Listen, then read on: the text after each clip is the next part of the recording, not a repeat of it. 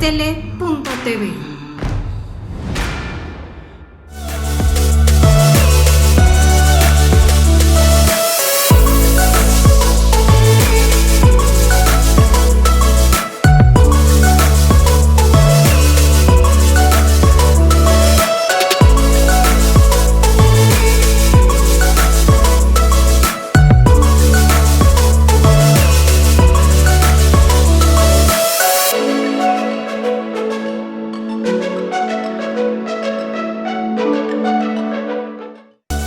Amigas, amigos, me da muchísimo gusto estar iniciando una emisión más de Código Diverso, el programa de diversidad sexual de Escándalo y Aztele TV. Me da muchísimo gusto también poderles recibir a través de este espacio. Tengo el placer y el gusto, voy a tener el placer y el gusto de estar conversando con Irving Domínguez y con Óscar Sánchez Gómez. Óscar Sánchez Gómez es un artista visual, fotógrafo, ¿no? Que ha estado becado por el FONCA, ha venido desarrollando una serie de trabajos, y Irving Domínguez es un curador y un experto crítico de arte, a quienes a los dos tengo el placer de conocerlos ya desde hace un rato, y yo los quise convocar en esta ocasión porque, bueno, pues ya saben, ¿no? La encerración, el COVID, la pandemia.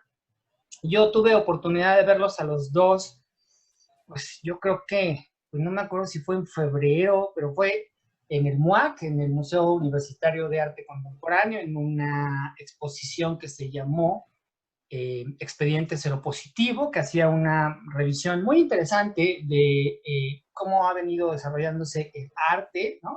Los artistas mexicanos, en el tema del VIH y el SIDA. Si quieren, ustedes pueden meterse a la página del MUAC, ahí está el archivo de la exposición y está el catálogo de la exposición. Ahorita al ratito voy a ponerles unas imágenes que voy a compartir, porque es descargable. El catálogo de la exposición, digamos que cuesta, se puede adquirir, pero si lo descargan ustedes en el PDF es totalmente gratis y está a la disposición del público. Posteriormente vino la pandemia y tanto Óscar como Irving empezaron como a postear en sus redes sociales acerca del tema. Luego el MUAC, digamos que switcheó la exposición de Expediente Seropositivo, y una de las curadoras de la exposición, Sol Enaro, hizo un video acerca del trabajo de Óscar Sánchez Gómez. Lo ligó con el COVID, y luego Irving también, en una de sus clases en el Centro de la Imagen, creo, Irving, si es que no sé, también, ¿no? Habló de la pandemia y del COVID, y yo les comentaba a los dos fuera del aire que aunque entendía yo bien de principio esta analogía que estamos haciendo VIH, SIDA, COVID, todavía no me quedaba particularmente claro de qué estábamos hablando, si es que se pueden comparar las dos enfermedades, las dos pandemias, pero también quise, y también empecé a detectar que muchos artistas, ¿no? Hombres y mujeres, están explorando y están pues haciendo lo que saben hacer, que es arte, y cuestionando, ¿no? Esta situación a través del arte. Óscar por ahí me preguntaba, lo voy a decir al aire, ¿no? Porque también ha habido estas expresiones de, ayer lo platicábamos en otro de los programas de Escándala, de la sexualidad, de, a ver, pues somos seres humanos, necesitamos expresarnos sexualmente, tenemos necesidades sexuales, ¿no?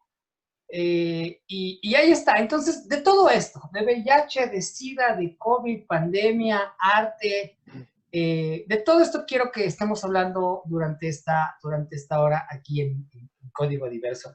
Empiezo con Óscar. A ver, Óscar, tú estás como en estas preguntas haciéndote, ¿no?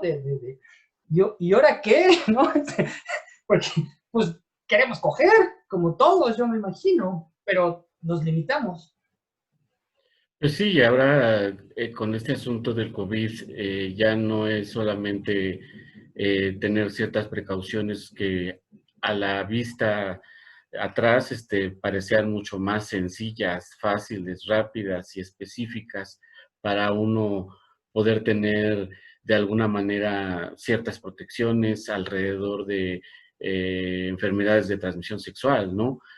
con el asunto del COVID, pues es mucho más difícil pensar, por ejemplo, tener sexo casual, pensar en el cruising, pensar en ir a un lugar de encuentro sexual como los muchos que existían, porque no sé cuántos vayan a sobrevivir, aunque muchos han estado abiertos, incluso con fase 5 o la fase que sea en esta época COVID, pero ir a encerrarte a un lugar donde puede haber 50 personas, todas en un intercambio no solamente de aire sino de fluidos y demás, pues es difícil, para mí por lo menos ha sido difícil pensarme en esa situación actualmente y desde hace como 4 o 5 meses, ¿no?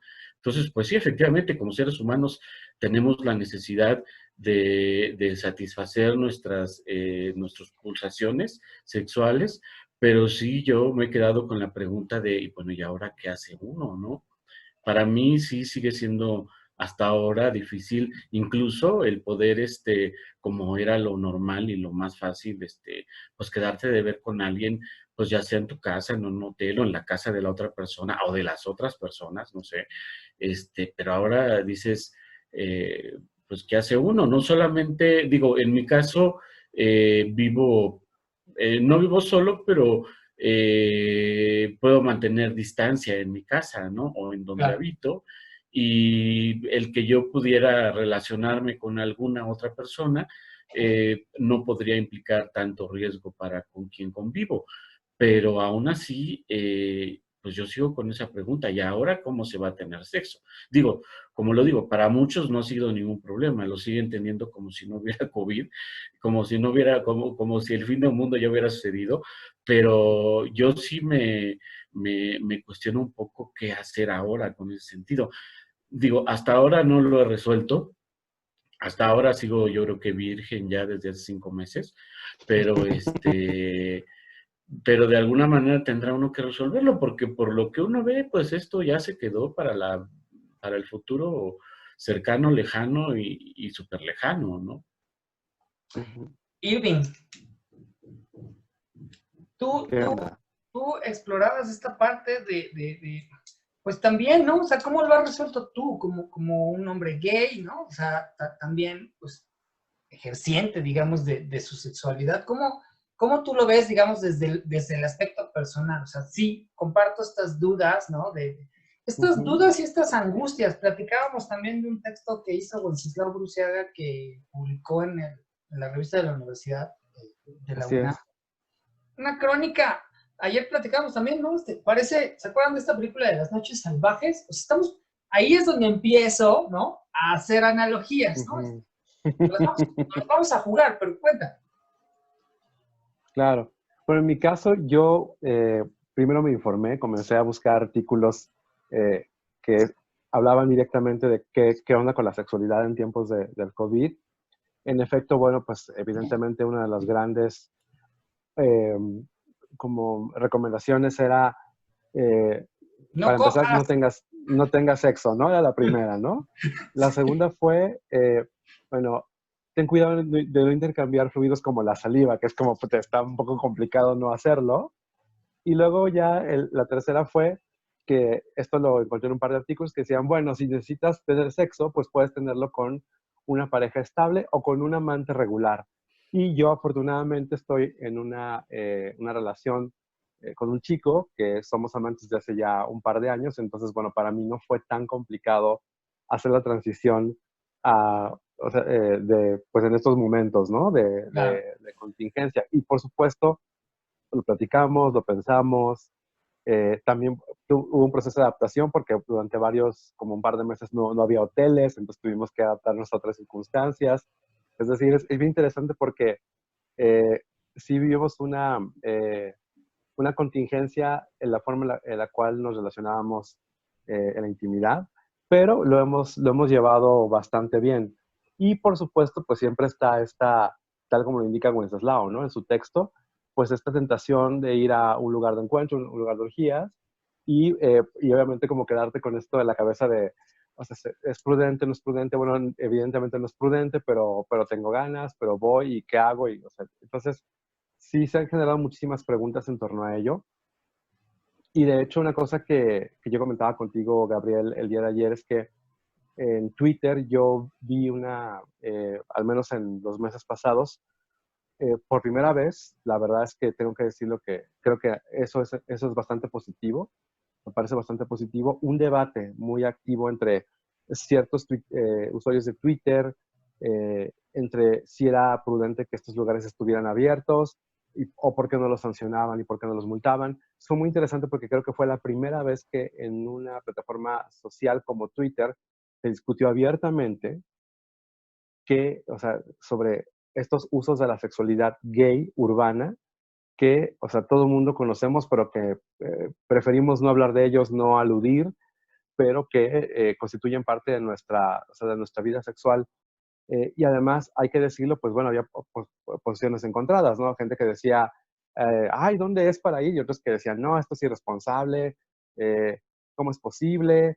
O sea, esto es excesivo, deberían multarlos, clausúrenlos. Entonces fue muy interesante ver ya una discusión abierta sobre, pues, si era pertinente que estos lugares estuviesen abiertos o no. De hecho, algunos ya han sido clausurados, otros han creado estrategias para mantenerse abiertos de manera sumamente discreta, otros han preferido cerrar de plano, ya ellos están totalmente así con la cabeza enterrada en la tierra y hasta que no vean como una señal de mayor seguridad para sus negocios, pues no lo van a hacer. Estos estarán cerrados. Entonces creo que es interesante también ver cómo cada frente ha respondido a ello, ¿no? Y en mi caso ha sido, afortunadamente, contar con un vínculo erótico afectivo que me ha permitido, pues, no volverme loco en estos meses de confinamiento. Bueno, de confinamiento entre comillas, porque en efecto yo solo he salido de mi casa para este tipo de encuentros. No he salido, o sea, es decir, ¿Qué? o sea, el resto de mi salida de casa ha sido, así, no sé, al mercado, al tianguis, al súper, pero todo me queda en un radio de menos de 1 kilómetro. Entonces, pues sí, sales con cubrebocas y el gel. Y obviamente, claro, también las primeras veces que salí a verme con este chico, fue también como de chale, o sea, voy a subir al metro y entonces cubrebocas y, ¿sabes? También era como, probablemente con él no tenga tanta bronca de contagio, pero el usar un transporte público va a hacer que yo me exponga. Entonces sí, realmente tiene que ver con una cuestión es un albur, o sea, vivir es un albur y entonces, bueno, pues sí, uno intenta disminuir los riesgos, pero pues también están estas otras necesidades que al menos creo que son bastante claras y manifiestas, aunque muchos las suprimen, pero o sea, en casos particulares, en mi caso sí es muy importante tener este contacto, tener este vínculo, porque no solo es el sexo, sino también es toda esta experiencia de intimidad que por eso estamos juntos. Y entonces creo que esa es la parte más complicada, ¿no? Cómo negocias entre la prudencia, el cuidado, la cautela y la otra parte, ¿no? Que es una cosa que tú necesitas hacer, pues porque es parte o sea, de lo que te hace vivo como ser humano, ¿no? En estas lecciones como básicas de filosofía de Eros y Thanatos, es como de, ¿no lo habías entendido? Claro. Pues mira, ¿no? Y creo que eso nos los había enseñado, ¿no? Quizás, ¿no? Lo habíamos aprendido a través del VIH, ¿no? O sea, el VIH en su momento, cuando empezó, pues, digo, ¿no? Era una sentencia, te infectabas y te morías al año, a los 2, a los 5, ¿no? No había desarrollo de antirretrovirales, de atención, no se sabía casi nada de la enfermedad, ¿no? Todo era sospecha, poco a poco se fue conociendo la historia natural de la enfermedad, nos fue enseñando, ¿no? Y hoy tenemos 2020, ¿no? Este conocimiento, ¿no? De pues, indetectables, intransmisible, los medicamentos ya no son tan pues, agresivos con las personas que viven con VIH, las personas que viven con VIH ya están, ¿no? Poderosas, bueno, algunas están empoderadas, ¿no? Oscar, y aquí es donde empiezan estas interseccionalidades que le llaman ahora, que están tan de moda. Tú exploraste, ¿no? Tu trabajo en su momento exploró tu relación personal con los medicamentos, ¿no? Hiciste una serie de trabajo fotográfico. De hecho, voy a compartir la pantalla porque Bueno, esto es de la serie de nuestro querido Omar Gámez de Dark Room, ¿no? De Dark Book, que es una exploración. Ahí yo creo que Irving nos puedes contar un poco más acerca de esta serie que formó parte de Expediente Cero Positivo. Esto es lo que yo estoy buscando al público en la pantalla es el catálogo de la exposición de la que hablábamos. Por cierto, Oscar, la portada del catálogo, si es que me permite cargarla, es tuya, ¿no?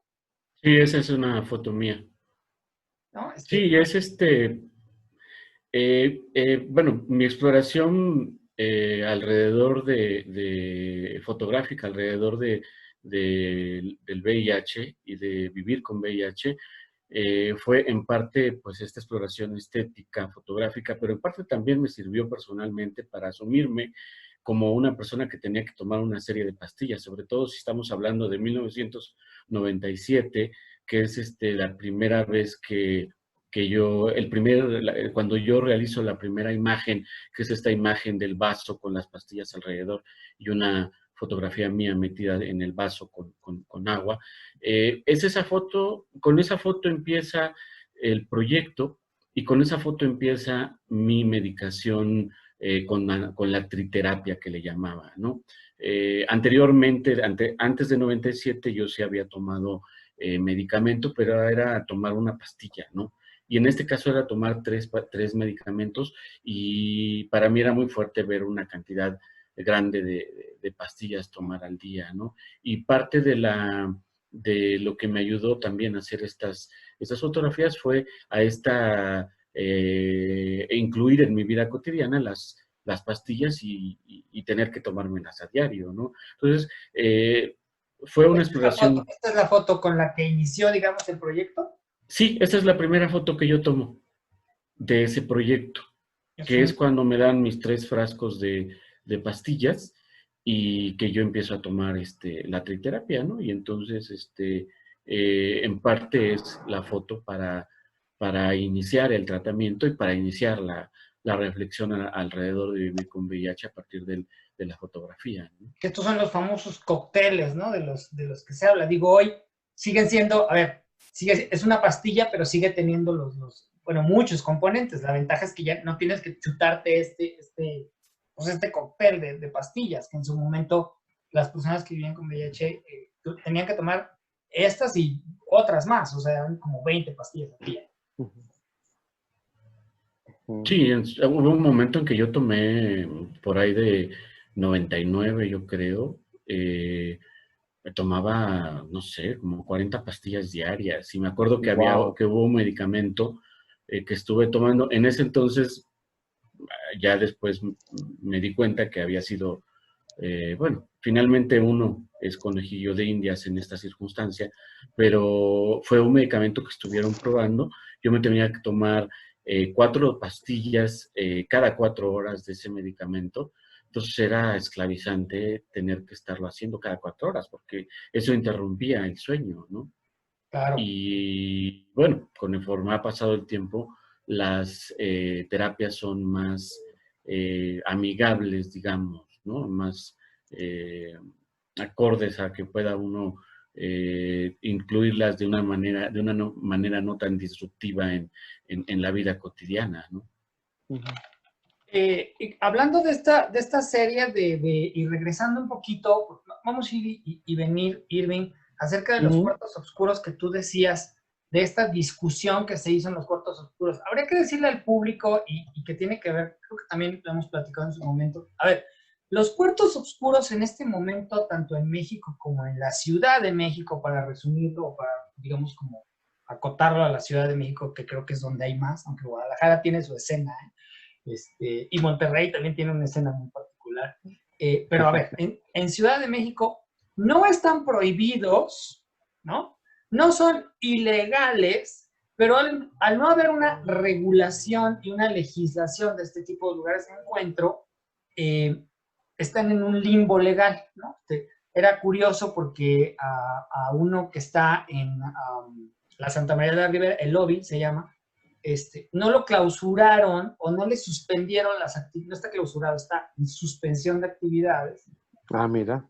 Sí, que eso es también, la figura es, ¿no? Una cosa es que te clausuren y para siempre jamás, y otra cosa es Ajá, suspensión de actividades que es común, estate quieto, ¿no? sí, No le suspendieron las actividades, no por la actividad sexual, porque por supuesto que no es por ahí, le suspendieron pues las no, actividades por la venta de alcohol, ¿no? Entonces, claro, es un limbo ahí legal. Hoy sabemos que se contagia más o se transmite más la enfermedad en los espacios cerrados. Y yo ayer decía, pues es que en estos lugares usualmente pues, gimes, ¿no? Pides más, gritas, ¿no?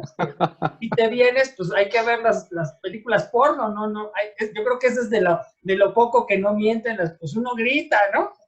sí, sí, sí, Y ahí va, en ese grito va el virus, o potencialmente puede ir el claro. virus, ¿no? Esta serie de Dark Room, cuéntanos un poquito acerca de esta serie, porque es bien interesante. Bueno, justo voy a intentar ahí como apuntar dos cosas. En efecto, la serie de Omar Gámez es una de las primeras series fotográficas y también de series de representación visual en el arte contemporáneo mexicano que hablan de una práctica específica de una serie de dinámicas sociales y sexuales efectivas. Una cosa que no debemos olvidar es que, o sea, el sexo no es solamente una actividad, sino es también una práctica social y implica una convivialidad, reglas explícitas, reglas no explícitas, implica códigos, o sea, la gente no solo va a coger, no es una cosa mecánica, es decir, esto del sexo anónimo no existe, y también el término sexo casual a veces también, eclipsa mucho la complejidad del trato, el vínculo, el acceso la propia convivencia que se da en estos espacios. Lo interesante con la serie de Omar es que si uno compara esta serie fotográfica, que es de hace menos de 2 décadas, la organización interna de estos espacios actualmente ha cambiado por completo, porque el cuarto oscuro era una sección, a veces en un antro, a veces también lo era por ejemplo, en una, eh, en una, vamos, una arquitectura totalmente improvisada en otro tipo de establecimiento, y ahora o sea, el cuarto oscuro realmente es toda arquitectura, es decir, ocupa todo un departamento, toda una casa, un piso entero de una casa, los 2 pisos de la casa, Hasta 3 pisos, ¿no? 3 pisos, el acceso, o sea, ya hay una organización del espacio interno en torno a la sexualidad en estos lugares en México que ya pasó de ser solamente un cuartito. Lo que sí también eso es muy interesante es cómo las propias soluciones arquitectónicas, que la mayoría de las veces son improvisadas, y que eso, bueno, es parte de nuestra tradición de autoconstrucción en este país, también tienen que ver con esta cuestión del secreto y del ocultamiento. Un problema que tienen estos lugares, en efecto, llámele como le llames, donde el que lo ubiques, el éxtasis, el chiquero, el lobby, el antifaz, es que realmente la ventilación es muy mala. ¿Por qué? Pues porque quieren ser discretos y tapian las ventanas y luego le ponen, aparte de que clausuran las ventanas, ponen también como no sé, alguna clase de espuma plástica para amortiguar el sonido, pues aquello es, o sea, es así se te va el oxígeno, no por el popper, sino porque no circula el aire allá adentro en ese cuarto, ¿no? Claro, Entonces, es un foco de COVID. es un foco, no, déjate ya de COVID, o sea, es decir, hay un problema en el cual también la cancelación de la actividad sexual hacia el afuera sigue siendo la gran tónica de estos espacios, ¿no? Es decir, tiene que haber esta, como esta operación de clandestinidad casi literal, ¿no? O sea, que no haya un resquicio por donde se vea, que no haya una ventana abierta. Y en efecto, en el contexto de esta pandemia, pues se vuelve más peligroso porque, como no, vamos, una cosa que sí se ha entendido muy bien es que si un espacio de vivienda, de trabajo, tiene ventilación natural, tiene ventilación cruzada, hay áreas donde entra luz de sol, entonces el virus vive mucho, mucho, mucho menos sin necesidad de utilizar tanto sanitizante, ni utilizar tanto, ni desinfectar tanto. Pero claro, en un espacio en donde nunca le da la luz del sol, como el metro, por ejemplo, en algunas de las líneas, entonces en efecto se vuelve muy complicado desplazar el bicho del COVID, ¿no? Entonces creo que también ahí hay como una suerte pues estos espacios tendrán que adaptarse y modificarse, tendrán que aprender a dejar de ser tan secretos y discretos para un poco entender que también su supervivencia depende de abrir las ventanas y dejar circular el aire. Que, o sea, de como la cosa es, o sea, esto lo decimos, lo digo así y suena obvio y ridículo, pero no, porque hay toda una lógica del espacio que está asociada a por qué la gente va a estos lugares, por qué les gusta reunirse en esos lugares y por qué tiene sexo en estos lugares, ¿no? Yo creo No, que porque, ¿por qué tienes estos en esos lugares? Porque pues son los únicos que hay, ¿no? Y efectivamente, eh, como tú decías, en un principio eran parte de un lugar. Yo recuerdo a finales de de los 90, cuando empezaron a proliferar cuartos oscuros en los antros, el taller, y varios más tuvieron cuartos oscuros, y era una accesoria, un cuartito ahí dentro del bar, ¿no? el De boy hecho, bar, ¿no? el Boy Bar, por ejemplo. De hecho, recuerdo que en ese entonces que empezaron a proliferar los cuartos oscuros y que se inauguró la primera casita, hubo un proyecto para hacer un video que se supone que se iba a transmitir en los monitores de estos lugares, donde participó en aquel entonces con la SIDA, la Red Mexicana de Personas que Viven con VIH. De hecho, yo fue ahí donde conocí a Omar Feliciano, porque él coordinó este proyecto. A mí en ese momento me pagaron para que yo fuera a todos los cuartos oscuros a tener esta investigación participativa, de la cual hacía luego un reporte, y con base en la cual se hizo un video que nadie nunca vio. Pero bueno, creo que sí lo vio, no sé si Anuar Luna o alguien más, pero yo ¿Y nunca dónde lo vi. está ese video? Pues mira, 20 años después creo que ya nadie sabe dónde está ese video, porque finalmente creo que se hizo. Me acuerdo que la dirección la hizo Horacio Mejía, ya afinado hace bastante Claro. tiempo. Ya Pero van creo que a dos los, muertitos ahí, ¿no? ajá, y creo que a Conacida, aún así quien no le gustó, y entonces pues nunca se dio público. Yo recuerdo que en aquel entonces mi participación, además de ser en la investigación de campo, digamos, fue haciendo la foto fija de ese video, y hubo escenificaciones, digamos, de cuarto oscuro que se hicieron en el TOMS. Okay. Y yo tengo pues una serie de fotos, digo, de ahí saldrían 3, 4 imágenes muy bien logradas sobre esa escenificación de cuarto oscuro. Y efectivamente nos hemos, digamos, acoplado a los lugares que existen. Finalmente en ese momento hubo,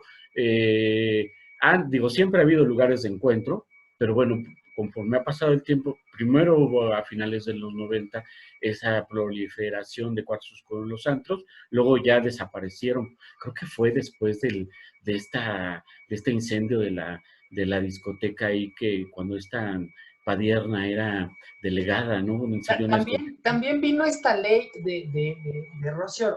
¿Se acuerdan que vino esta ley de trata y entonces los lugares, ¿no? Era como sí, un cuarto oscuro, trata, ¿no? Que es porque también empezaron a agarrar a las y los trabajadores sexuales de, ¿traes condones? Eres tratante. Y así, güey, los uso para mi trabajo, ¿no?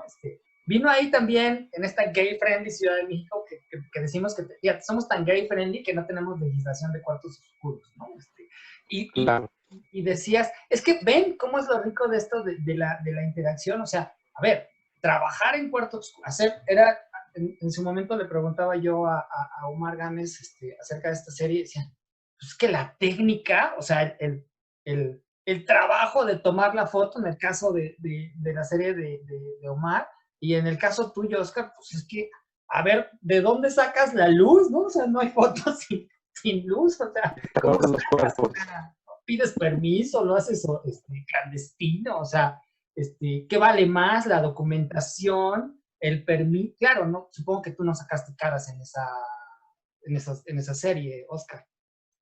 Sí, sí hubo caras. De hecho, las personas que participaron en el video, pues en algún momento se les veía el rostro, ¿no? Entonces sí había caras ahí. Las personas que llegaron a participar ahí sabían que iban a salir sus rostros. Esa serie es inédita. Sí, esa serie es inédita. O sea, como pues, todo ahí fue inédito. El Ya video nunca salió. Para que la publique. Pues bueno, hay tantas fotos que tengo que son inéditas que bueno. Espero me dé la vida para poder hacer una edición. Pero sí, se mostraban los rostros, porque el asunto era un video explícito de alguna manera educación, información sobre prevención y en particular que hablara del lugar donde se estaba transmitiendo el video. O sea, ese video se supone iba a ser para los cuartos oscuros y en aquel entonces solamente las casitas, ¿no? Que era lo único que existía oficialmente. Es que además hubo una explosión a ver si hay capitalismo puro y duro, ¿no? O sea, si hay ofertas, que hay mercado. Y hay... Sí, pero yo creo que la explosión vino pues después de 2005, 2006, porque yo me acuerdo de ahorita, la escuelita, sí, que era un lugar al que uno iba entre el 2002, 2003 y 2006, yo creo, que estaba ahí sobre Mississippi, ¿no?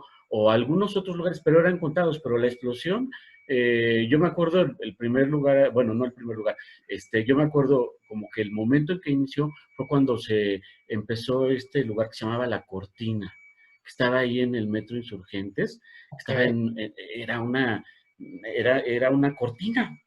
Entrabas, abrían la puertita y entrabas, y era un lugar infecto, porque estaba en época de lluvia, ¿no? En época de lluvia se goteaba el agua y todo, ¿no? Entonces, que de ese lugar partieron muchos, en el momento en que, ¿qué sería? Por ahí de 2010, fue, que los que empezaron con ese lugar se pelearon, y de ahí, pues de ahí salió la gente que ahora tiene el chiquero, de ahí salió la gente que un tiempo tuvo la oficina, que se llamaba, y el EVAC y esos, ¿no? De hecho, los chavos que iniciaron esa cortina eran chavos que se reunían en el departamento de un chavo que se llama Hugo, estoy hablando de 2006, 2007, y precisamente él, junto con otros, fue que inauguraron este lugar que se llamaba La Cortina, que te digo, de dónde es. Hugo, o hay una cosa que se llama, ¿no? La oficina de Hugo, que no sé si sea ¿no?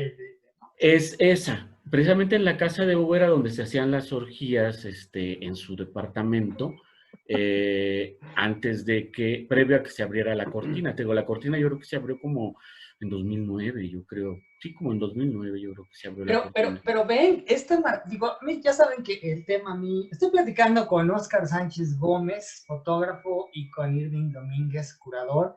Oiga, se me va a acabar el tiempo tengo que irme un corte, pero estamos hablando de cuartos oscuros, de arte, de VIH, de prevención, al final de cuentas, lo que nos platicabas, Óscar, ¿no? Y de todas estas interacciones, y cómo nos vino la COVID a hacernos así en la cara, ¿no? Estamparnos en la cara, todas estas realidades que tienen que ver con pulsiones, deseos, angustias, ¿no? Necesidad de abrazo, de beso, ¿no? Que decíamos, pues es que yo no puedo coger sin besar, ¿no? Claro. O sea, yo, ¿no? Y supongo que hay muchos, ¿no?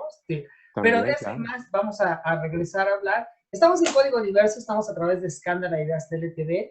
Déjenme ir un corte y regreso.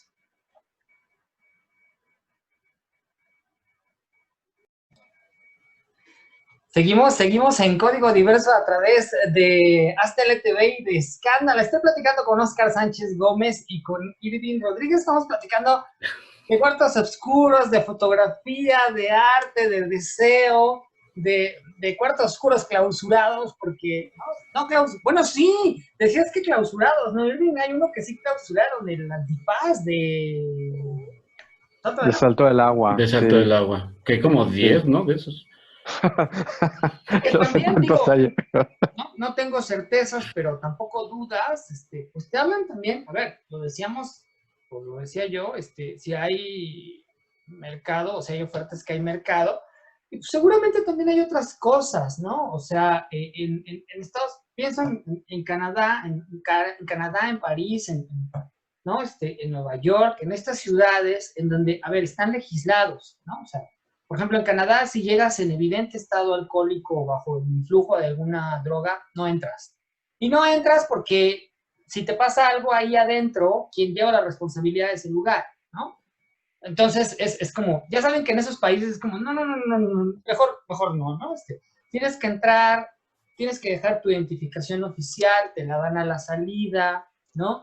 Pagas. Y sí, hay cuartos oscuros, pero no todo es oscuridad. O sea, hay cuartos con mucha luz, cuartos con poca luz y cuartos donde sí no se ve nada. Pero aquí, por ejemplo, la mayoría de los cuartos es lo que decías tú, Oscar, ¿no? A ver, lo kinky, el olor a mierda, ¿no? La encerración y la oscuridad, pues puede ser divertida y puede ser hasta excitante para unos, pero pues no para todos. O sea, yo, por ejemplo, no fumo, ¿no? Y en esos lugares usualmente pues, se fuma, y entonces me fumo, ¿no? Me fumo los poppers que me marean y me fumo el humo del tabaco que no me gusta, ¿no? Pero es la única opción, ¿no? No, pero hay que decir también que creo que también hay una cierta imagen preconcebida de los lugares de encuentro y los lugares de orgía, porque no, la verdad es que también sí hay establecimientos muy limpios y sí hay establecimientos que están constantemente haciendo limpieza. O sea, eso sí también sí ha cambiado, ¿eh? A diferencia de como describía Oscar, la cortina, que era un accesorio ahí abandonada, en donde pues, sí. Pero yo la última vez que fui al Antifaz de Salto del Agua era muy Pero es que sí, como dice Elvin, hay de lugares a lugares. Claro. Por ejemplo, este lugar que se llama El Chiquero, en sus diferentes sedes desde hace, pues, creo que 10 años, tiene cierto cuidado. Y, por ejemplo, yo digo, 4 meses, 5 meses más bien que no voy. que no voy, pero ahora recientemente lo abrieron un par de semanas y bueno, estoy en un grupo donde se postean cosas sobre el lugar y hicieron adecuaciones ahí donde provocan que no haya encuentro cara a cara, ¿no? O sea, bancos, burros, sillones, o sea, una serie de cosas donde te puedes instalar nomás para alzar la cola, por ejemplo, ¿no? Una readecuación, ¿no? O sea, sí, y es de todos los lugares que yo he visitado, creo que es el que más le mete en el asunto de la limpieza, del confort, Sí. de que llegues a un lugar que está limpio para Bueno, empezar. el Sodome, ¿no? O Sodomí, ¿no? Fíjate que ese yo nunca lo he conocido, pero porque yo no soy ahora sí que yo nunca he sido vaporosa, ¿no? Ok.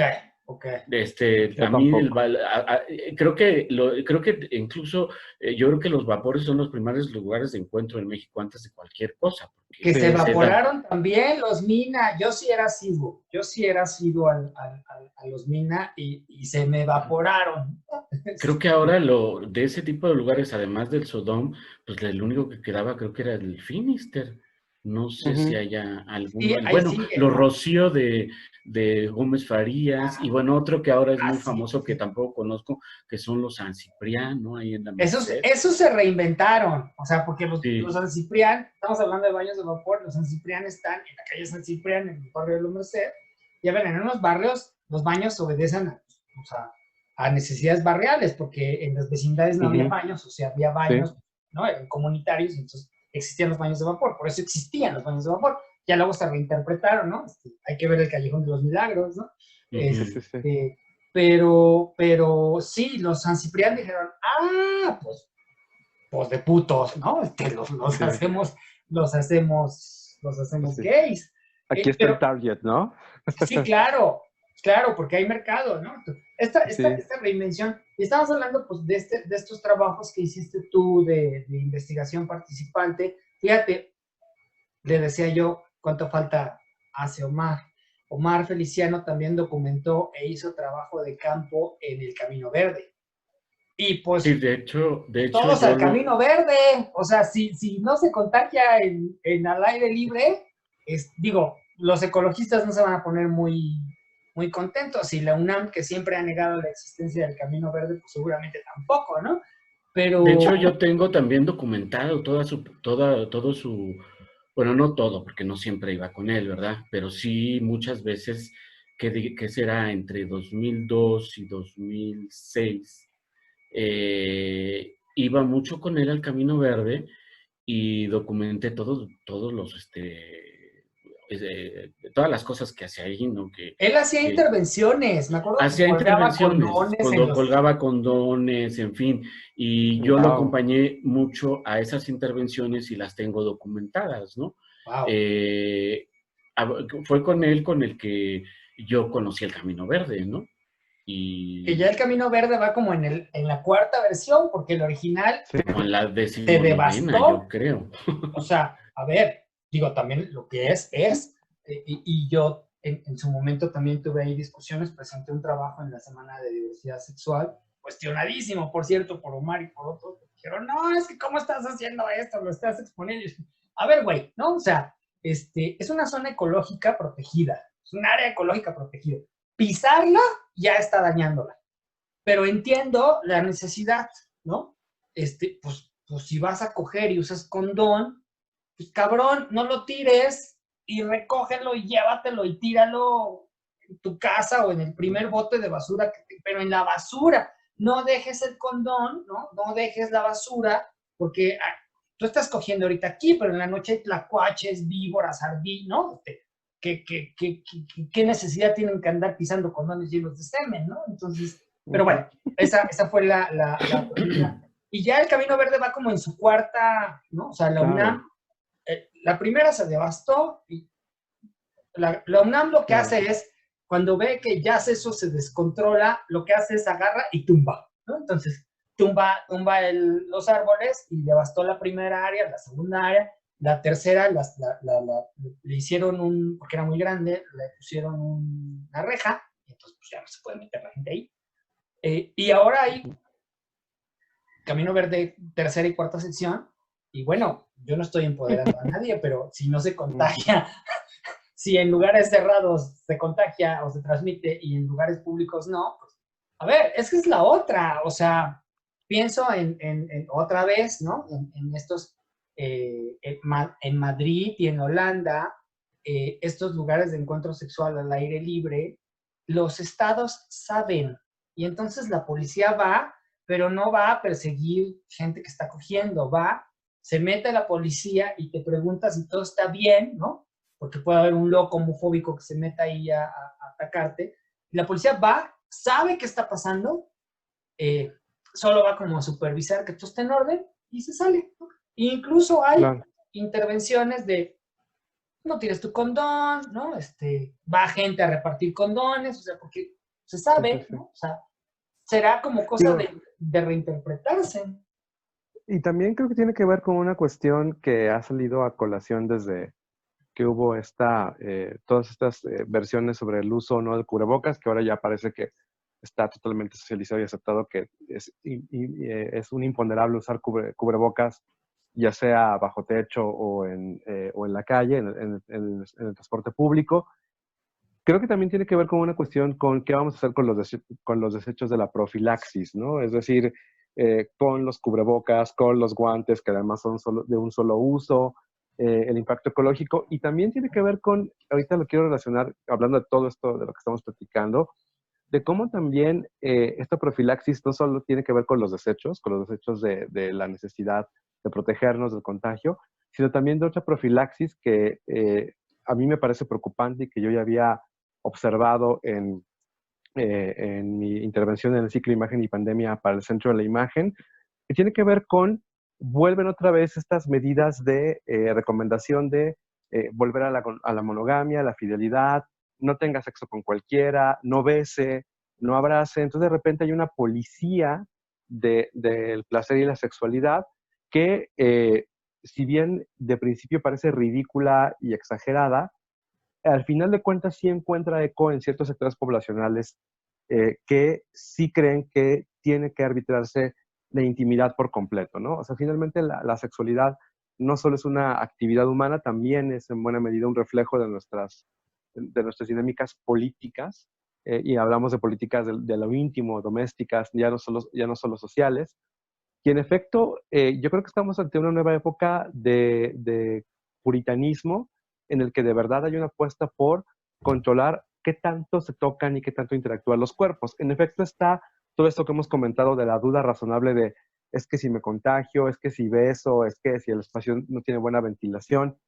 Es decir, creo que aquí también hay un problema en donde de nueva cuenta estamos, por eso la relación con el VIH y su imaginario, de otra vez una respuesta ante una situación de crisis, una respuesta de pánico. Y esta respuesta de pánico, que además, y yo es una cosa que comentaba ayer con Gabriel Gutiérrez, es que estas respuestas de pánico incluso uno las encuentra entre activistas de lucha contra el VIH, ¿no?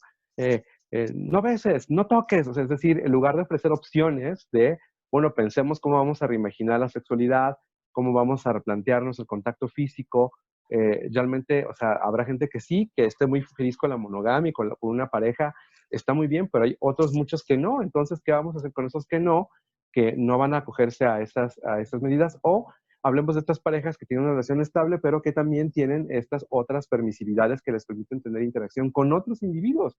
Entonces, ¿por qué nos dejamos llevar por el pánico tan fácilmente? Y entonces todo se vuelve una cadena de prohibiciones en lugar de decir, a ver, estamos poniendo en crisis una actividad esencial para la vida humana que es la sexualidad, porque queremos implementar tanto como sea posible, tan rápido como sea posible, esta noción de profilaxis.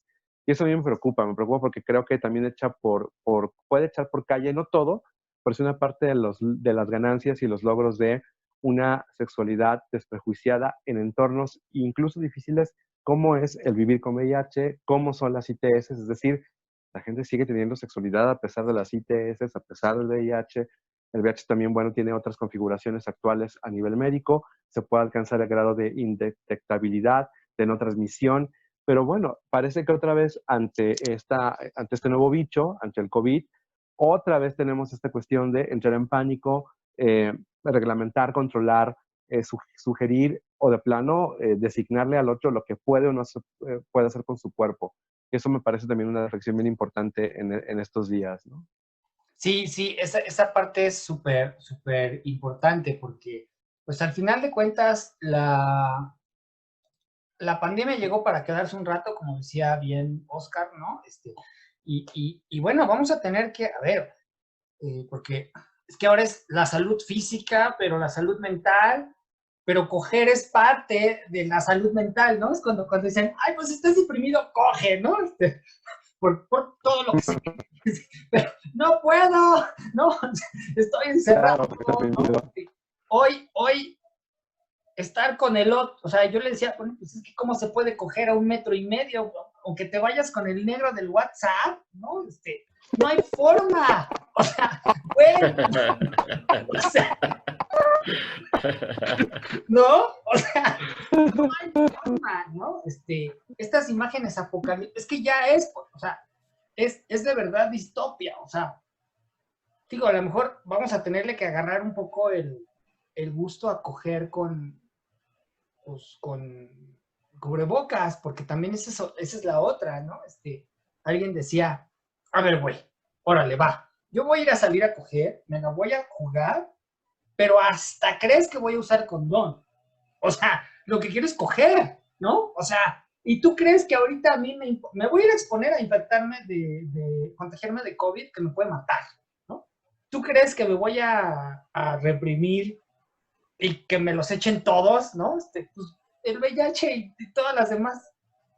Ahorita, o sea, su ponderación de riesgo, quiero decir, ¿no? O sea, que no se malinterprete como un, sí, todo el mundo va a llegar. A ver, o sea, tenemos reducción de riesgos, ¿no? O sea, hoy sabemos, ¿no? Sabemos muchas cosas, pero de esta nueva, lo único que sabemos es que si se nos da, lo mejor que nos puede pasar es que nos vaya muy, muy mal, ¿no? O sea, nos enfermemos y ya, pero nos podemos morir. O sea, estos riesgos que vamos a tomar, y creo que los gays somos más arriesgaditos, creo. ¿No? O sea, no sé esta parte como la... Pues es que uno no sabe, ¿no? Yo conozco, acabo de conocer, bueno, no acabo de conocer, tengo un cuate que igual vive con VIH y todo, y fue asintomático, ¿no? O sea, le hicieron la prueba del COVID, salió positivo, pero él fue asintomático, no tuvo ningún síntoma, ¿no? Ni siquiera le dolió la garganta.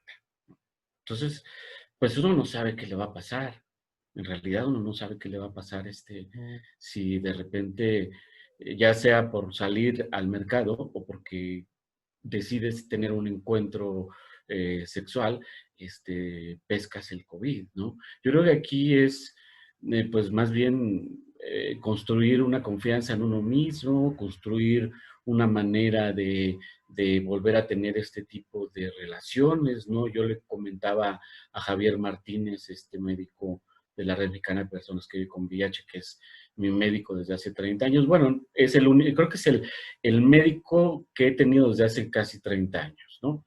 Y le comentaba, bueno, ¿y ahora qué vamos a hacer? Dice, pues hay que tener amantes, ¿no? Es lo que un poco lo que planteaba Irving, ¿no? Un amante de planta o alguien conocido, alguien de confianza, en fin, ¿no? Pero pues es una cosa que tenemos que construir, así como que se construyó con base en la experiencia y el error y todo esto, cuando apareció la pandemia del VIH, así como se construyó esa manera de llevar la sexualidad, creo que también aquí tenemos que construir otra manera de llevar la sexualidad con COVID en medio, ¿no? Porque pues llevamos 6 meses de COVID en el mundo, ¿no? Y falta mucho por construir, no solamente en las relaciones sexuales, en las relaciones afectivas, porque finalmente en estos meses no solamente nos hemos estado negando la sexualidad, nos hemos estado negando el simple afecto, la posibilidad de abrazar a alguien, y los abrazos son, o sea, a mí me encanta que me abracen, ¿no? Yo me acuerdo de alguien que desafortunadamente, mucha de la gente ha muerto, pero por ejemplo, Alejandro Reza me daba unos abrazos riquísimos, ¿no? Y que los extraño, que con él ya no hay posibilidad ni con COVID ni sin COVID, pero Claro. pero sí hay muchas personas que tú dices, ay, a mí me encanta que me abrace X persona, porque abraza muy rico, pero ahora nos hemos estado limitando, no solamente la sexualidad, sino estas muestras de calor, de afecto, que son importantísimas para los seres humanos, ¿no? Sí, porque además la reflexión que ustedes dos hacían al principio de, bueno, pues yo evalúo mi riesgo, pero no nada más soy yo, ¿no? Son los otros. En mi caso, pues también, ¿no? A ver, no tengo a quién, si me infecto, ¿no? No tengo a quién transmitirle Entonces eso reduce la carga de presión, pero me imagino un chavito, ¿no? De 20 años que vive con sus papás, pues, que sí quiere salir, pero regresar, ¿no? O sea, seguramente evalúa y dice, bueno, pues si me enfermo yo, pues tengo 20 años, puede que me vaya muy mal, no me va a pasar nada, pero mi papá, mi mamá o mis abuelitos, sepa Dios. Abuelos, sí. Entonces, esa Claro. parte. Déjenme, estoy platicando con Óscar Sánchez Gómez y con Irving Domínguez. Les voy a poner a compartir la pantalla porque ustedes dos han explorado, bueno, a Óscar le hicieron un trabajo en el MUAC acerca de, lo voy a poner nada más para que vean ¿no? Y la invitación sería a que la gente se vaya a estos dos archivos, y es este trabajo de historias sobre vulnerabilidad. Óscar, cuéntanos, digo, está en el Facebook del MUAC, del Museo Universitario de Arte Contemporáneo. ¿De qué va un poquito? Esta es una propuesta de Sol, bueno, más bien nace de una propuesta del Instituto de Investigaciones Estéticas de abordar a la actual pandemia de COVID y algunas vulnerabilidades. De hecho, así se llama la serie, Historias sobre Vulnerabilidad. Te voy a correr tantito mientras tú le voy a quitar un segundo. Una de ellas fue, y esto fue a partir del interés de Solenaro, sobre el VIH, ¿no? Hay otras historias, son 4 historias, una es sobre el VIH, otra sobre migrantes, otra sobre indígenas y el otro, no me acuerdo el otro sobre qué es, ¿no? Entonces, Solenaro fue la que ideó que a ella le gustaría hacer esta cápsula sobre vulnerabilidad y VIH, ¿no? Un poco tomando en cuenta la vulnerabilidad en la que ahora nos encontramos también como especie respecto al COVID-19, ¿no? Y que también en el asunto del VIH también como especie nos hizo vulnerables, aunque cada pandemia tiene sus particularidades, ¿no? Claro. Lo pueden ver completito, es una cápsula de casi 6 Ah, minutos. sí, lo cuentan tanto en las redes sociales del MUAC, como en las redes sociales del Instituto de Investigaciones Estéticas, como en las redes sociales de la Facultad de Artes y Diseño. No todas tienen todas las redes sociales, pero por ejemplo, el MUAC sí tiene Instagram, tiene Twitter, tiene Facebook, y los puedes encontrar ahí. Mira Incluso tú, ¿esto cuándo fue? Estas son fotografías de principios de siglo, Ok, y es un poco, ¿cómo se llama? Inspirada en este asunto de los efectos secundarios, ¿no? ok. Los portafolios que yo he venido trabajando y sobre los que he venido reflexionando desde entonces y hasta ahora, ha sido a partir de las situaciones en las que uno se enfrenta como persona viviendo con VIH. Una de ellas es los efectos secundarios de los medicamentos, que ya sabemos que no solamente, que cualquier tipo de sustancia que uno le meta al cuerpo, pues va a tener un efecto secundario. Y de alguna manera, aquí hay escenificaciones sobre lo que los papelitos estos que vienen con el medicamento dicen ahí que te puede pasar, ¿no? Que son Ok. infinidad de cosas, ¿no? Finalmente son el cambio de uno. Y yo en estas imágenes de alguna manera y significo ese cambio, ¿no? Esto particularmente es una serie de siete láminas, de 7 polípticos, con una serie de textos que hablan sobre diferentes situaciones respecto a vivir con VIH y más específicamente también simplemente sobre vivir, el efecto de vivir y tener que ingerir una aspirina o querer ingerir alguna sustancia, ¿no? Oigan, pues vayan, la invitación es que por eso, realmente, ¿no? O sea, quería platicar con ustedes porque les adoro, pero también las cosas se van dando, ¿no? Y cómo fue la situación. Vayan y vean esta cápsula maravillosa que está en el Facebook del Museo Universitario Contemporáneo y todas las demás redes que nos señaló Oscar. Oye, Irving, y tú en el centro de la imagen, pues también en este ciclo de Contigo a la Distancia, tú diste ellos están explorando, ¿no? Tienen un ciclo que se llama Imagen y Pandemia. Así También es. cuéntanos un poquito, voy a correr tantito también sin audio. Váyanse al Facebook, al YouTube del Centro de la Imagen y ahí están toda esta serie de conferencias, charlas, clases que está explorando el Centro de la Imagen. Sí, el Centro de la Imagen junto con 17 Instituto Crítico plantearon hacer un ciclo en el que se revisara pues un poco la representación visual de la pandemia y se ligara a 3 momentos distintos, ¿no? Pasado, presente y futuro. Omar Gámez y yo nos encargamos del pasado y en mi participación yo hice un vínculo muy particular entre las representaciones históricas del VIH en el arte, cruzadas con representaciones contemporáneas del COVID, sobre todo ilustraciones y encabezados de notas de prensa, pero también particularmente yo hice un análisis de la producción de el taller Documentación Visual, que es pionero en la representación del VIH en el arte mexicano, el trabajo de Oscar Sánchez Gómez, y también rescaté algunas representaciones del colectivo chileno Las Yeguas del Apocalipsis, así como, no, pero estos son Trabajaban sobre el trabajo de Pablo Lemadea. sí, y Pancho Casas, estos son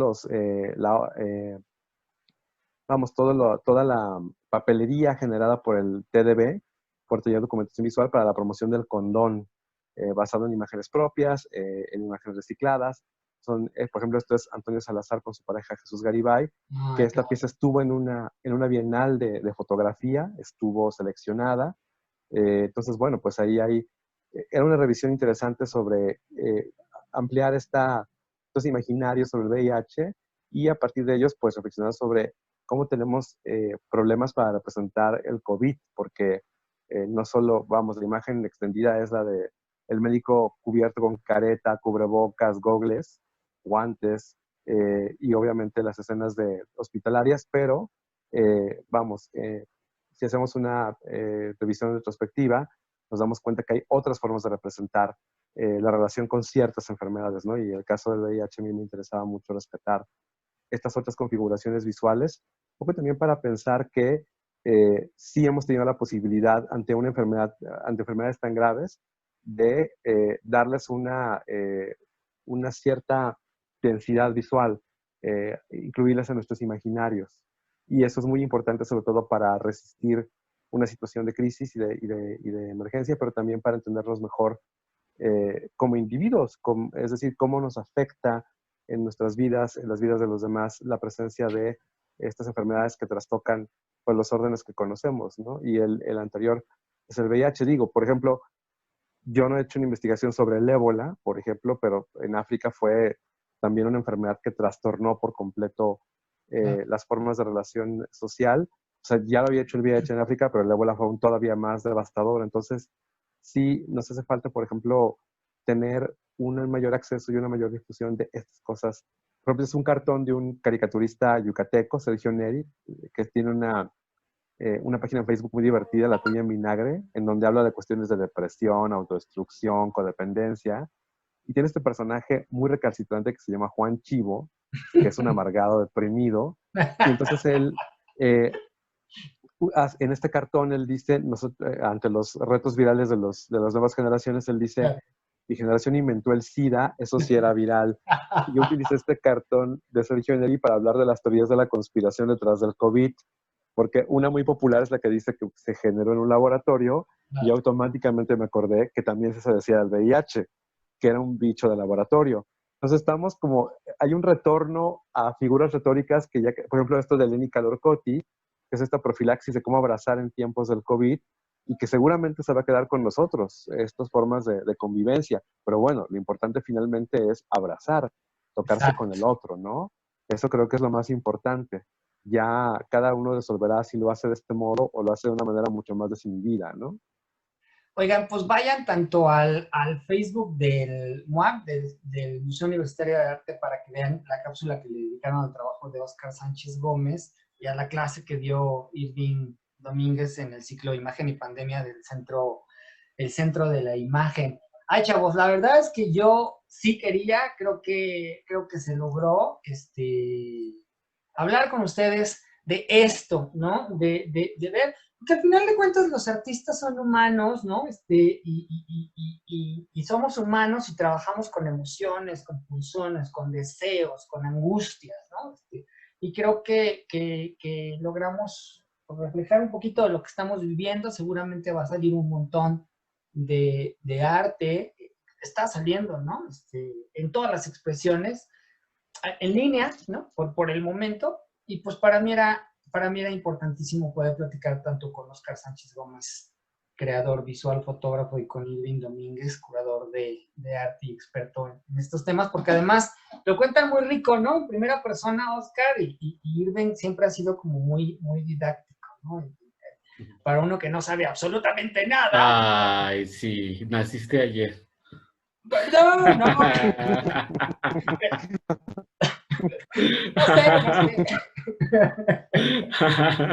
No sé. Uno tiene que asumir que no sabe. Oigan, gracias. ¿Algo más que quieran agregar? Pues gracias por la invitación. Pues sí, muchas gracias por la invitación y nada más. No, hombre, pues muchas. Síganlos ahí para que sigan enseñando y sigan explorando, ¿no? Acerca de todas estas nuevas cosas que están saliendo a través del tiempo. Sí, pues, y consulten ahí las redes sociales que citaste para que se claven si quieren tener más información. Claro. Óscar Sánchez Gómez, fotógrafo, gracias. Irving Domínguez, querido, muchísimas gracias. Gracias a ustedes. Nos vemos la próxima semana, el viernes a las 5 de la tarde. Tenemos una cita aquí en Código Diverso, el programa de diversidad sexual de Escándala y Aztele TV. Yo soy Gabriel Gutiérrez. Nos vemos la próxima semana, muy seguramente también acá en sana distancia. De mientras, pues cojan con cubrebocas. Adiós. Chao. Aztele.tv